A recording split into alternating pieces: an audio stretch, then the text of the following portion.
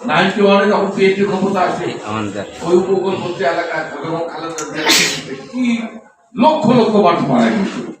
ঠিক এখন আবার তারেক রহমানের ক্ষমতা আসার পর দেশের আন্তর্জাতিকভাবে এমন একটা সিচুয়েশন ক্রিয়েট হচ্ছে এই প্রতিকূল অবস্থাকে কাটিয়ে বাংলাদেশকে আজকে এগিয়ে দিতে।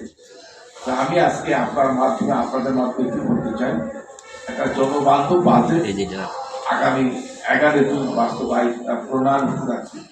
আমরা আশা করি আমরা শুরু করেছি এই মানুষের ভাগ্যের পরিবর্তন এবং আমাদের নেতা তারেক রহমান সাহেব অনেক অভিজ্ঞতা, অনেক জ্ঞান, আপনারা অনেকেই ভাবছেন এখন পর্যন্ত কিন্তু তার প্রত্যেকটা পদক্ষেপ আজকে আপনার সাংবাদিকরা আছেন, আজকে সরকারের বাইরে যারা সমালোচনা রাখছে ব্যক্তি তারেক রহমানকে আক্রমণ করার কোন পয়েন্ট কিন্তু কেউ খুঁজে পায়।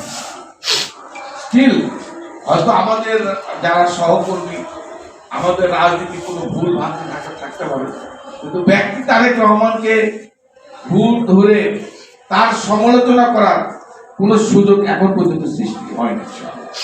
আমরা আশা করি যে যোগ্যতা, যে অভিজ্ঞতা এই 17-18 বছর দেশের বাইরে থেকে অর্জন করেছে তার সেই জ্ঞান এবং সেই যোগ্যতা বাংলাদেশের মানুষের কাছে উনি প্রণয়ন করতে যাচ্ছে আগামী 11 জুন বাজেটের মাধ্যমে। প্রিয় ভাইয়ের আমার, আমরা আশা করি ইনশাআল্লাহ এই দেশের মানুষের ভাগ্যের পরিবর্তনের জন্য যে দায়িত্ব দেশের মানুষ, এই দেশের মানুষ বিএনপিকে দিয়েছে, আমি আশা করি আমরা বিশ্বাস করি আগামী ইনশাআল্লাহ এই বাজেটের মাধ্যমে আমরা যে পদক্ষেপ যে যাত্রা শুরু করেছি ইনশাআল্লাহ আগামী 5 বছর বাংলাদেশের মানুষের জীবনে ভাগ্যের পরিবর্তন করতে আমরা সক্ষম হব বলে আমরা আশা করি ইনশাআল্লাহ।